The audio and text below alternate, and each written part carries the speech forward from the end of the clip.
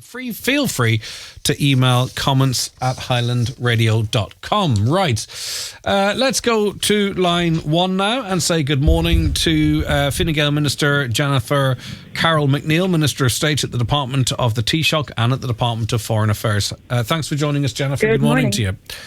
Good morning to you. Good to have us on the programme. Right, okay, so, I mean, there's been various reactions to this budget, some concerned at the short-term measures and the long-term impacts that might have, that this is a cost-of-living budget and not a cost-of-doing budget. But what's your assessment? I think it's three things. I think it's a cost-of-living budget that recognises that people are feeling increased prices and increased costs. And because we have managed the public finances, because we have more money at the moment, we have really listened to people on what they're feeling on those increased prices. We know that it hurts the most just before Christmas, just after Christmas, in the winter period. And so we are fortunate enough to have the ability to support people with targeted cost of living measures to meet those increased prices at that time. Okay, just in relation to that, Minister, in terms of building it into public finances. Yeah. They're not targeted, though, are they? In that they are universal. You know, you're getting very wealthy people receiving double child benefit. You're getting very wealthy people receiving, energy credits that perhaps they do not need. You got very wealthy people receiving baby boosts and what have you. So it could have been more targeted, could it not? There are some people, there are people in every part of Ireland who need extra pressure. And you're right, there are universal measures respecting and reflecting that.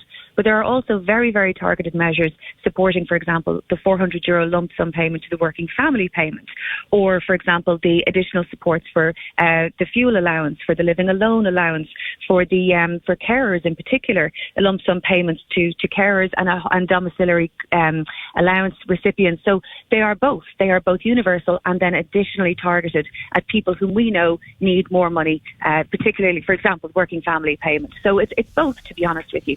But then there's also the main part of the budget, which we do every year, which is in relation to we're trying to reduce the pressure on tax, that people aren't paying the top rate of tax now until they hit €44,000, bringing down USC, and also increasing social welfare payments across the board with pensions, with carers, with disability, helping try to give people more money of their own money to spend. But that's all fine. But what we have to think about this budget, and you're right to highlight it, is while we have the money now, we know that we're not going to have it forever. And so we have to take a long-term approach. And this budget, like the last one, but particularly this one, helps us plan for the future. So we're putting money into the Future Ireland Fund, building up our own sovereign wealth that gives us a bit of independence in 10 years from now. We're putting money into infrastructure investment, into making sure that we can be secure in our energy for the future, energy resilient, securing our future through renewable energy, through building up the electricity grid, the connectivity grid, building up our roads and our ports so that we can make sure that we have this renewable energy so that we're not susceptible to these massive price hikes or price changes that we have really had to deal with over the last couple of years as a consequence of the invasion of Ukraine. So we need to secure our future now. And we do that through long-term planning. We have the cash now, so we're not spending it on day-to-day spending it. We are spending it on infrastructure, development of our roads, development of our schools, hospitals, and crucially our energy network that is going to protect us for the future. And so we're able, because of the amount of money that we have now, and we won't have it forever, we have to invest for the long term. But we also have to remember that people have cost pressures in their lives today, and we can help with that a little bit at the moment. But just in relation to that, Minister, are you not at all concerned, like people who know much more about things than I do, that these benefits, whilst they might seem like, for your average worker, an extra €1,000, for those perhaps receiving benefits, an extra €12 a week and other measures, there is a concern that this actually drives inflation or will drive inflation. And actually, any of those advantages will be written off over the course of the year because flooding the economy with cash. I respect all of those economists economists' views, and of course they also say to do what we're doing in terms of investing long term in our infrastructure. I get you. But inflation has come down from about 9% to about 1.5% over the last 3 years, and that's while we have been doing these additional supports. So economists are great, and I respect what they're saying, but we live in a society and we live in a community, and we have to do more than just listen to economists. We are community leaders, political leaders, trying to support the people that we represent. And so I think we need to do both. I think we need to take the long-term view. We only have this money because of the way that we've invested and because of the way that we've behaved to date, and that, Fine Gael and Pascal Donoghue has behaved to date. But we have this money now, and we have to do both. We have to invest in the long term, as economists tell us that we should do. Yeah. But economists aren't meeting constituents, seeing the pressure that they're under with their heating bills. And we are a compassionate society, a compassionate community. And by God, I'm going to give people money to support them when they need it. Well, we have to do both. A lot of people, as you know, in Donegal, where I'm speaking to you from, we've the lowest disposable income, lowest incomes more generally speaking, a lot of people on the minimum wage, a lot of people working in hospitality. And just a word about businesses working in that area here, particularly food-led businesses that are employing these people. They're waking up this morning with extra costs, auto-enrollment pension, an increase in minimum wage, which the government gets the credit for, but it's the businesses that have to pay. They're more likely to have people that aren't on pensions, so they're going to be more affected by auto-enrollment. And then the one break they may have got was the return of the 9% VAT rate. So they're looking into a winter of discontent, and a 2025 the same.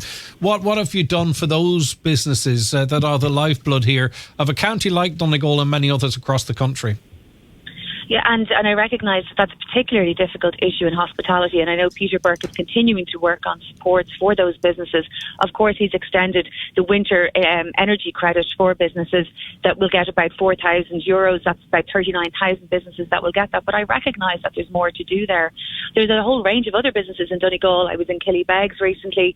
There's a whole range of other small, businesses in fabrics and fantastic businesses who will all benefit now as well from additional support in research and development, who will benefit from different investment opportunities, reducing the tax on those sides. But those can seem a little bit far away, but they are really important supports for businesses that are, outside of the hospitality sector, that are really trying to scale up and develop and employ more people in the Donegal community.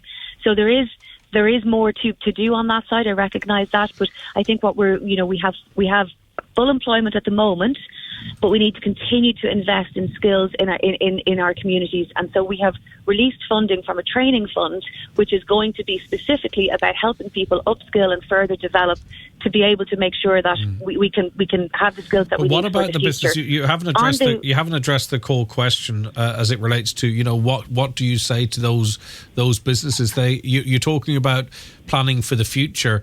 We need employers in the future.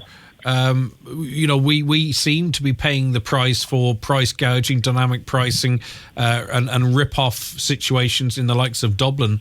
Why could we not have had more targeted support to recognise the important work and to support those smaller businesses that I'm talking of? I agree, and the difficulty with the VAT rate, that as I've always understood it from the Department of Finance, is separating big hotels from smaller businesses, and not wanting to give. Exactly how you're doing how you're doing the 4,000 based on rates or VAT or whatever.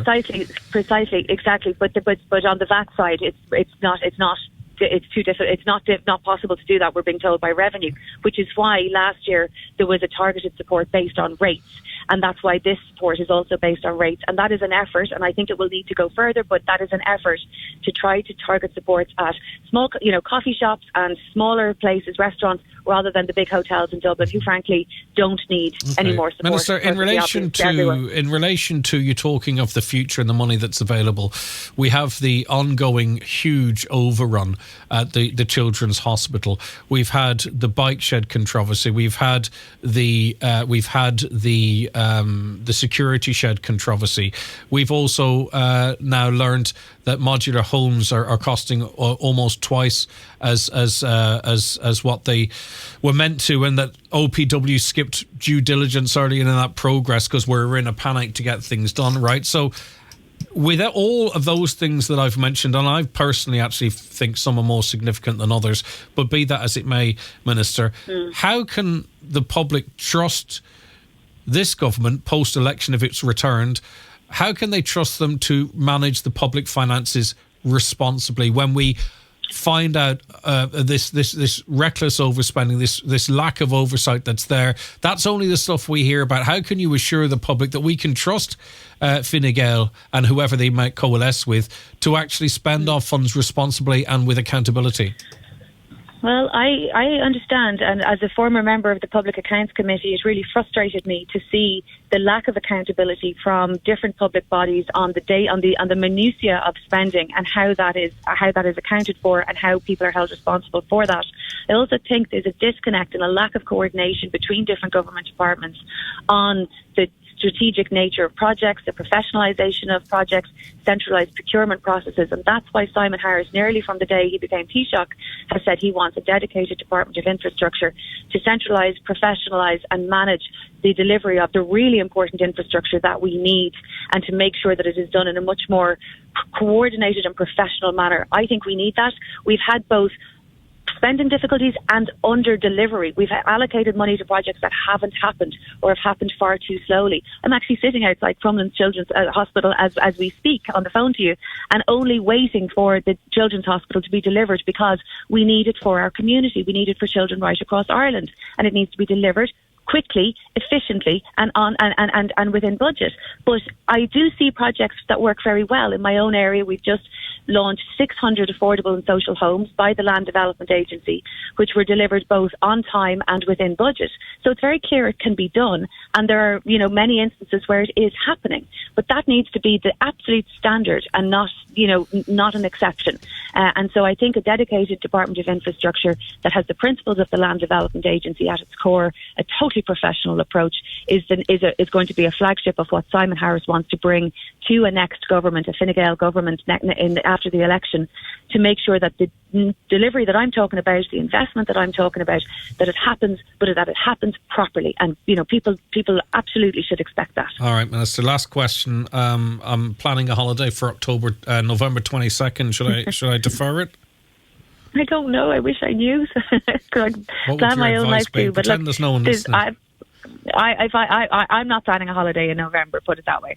Not that I would be at it, but I'm not planning a few days away over the Halloween. I'm just trying to find a different way to ask the bloody question. And fair enough. Sure, look, it's the chat all over, and I don't know, but there has to be an election before March. We have run the full term of the government. We've had a good, stable government for the people of Ireland. We want to go in now to the next phase with a good election where people can set out their stall, set out their vision for Ireland for the next phase. Responsible centrist government is what I hope we get back. A Fine Gael government is what I hope we get back to continue to build on the work that we've managed to do to date. Minister, thanks for your time. I appreciate it.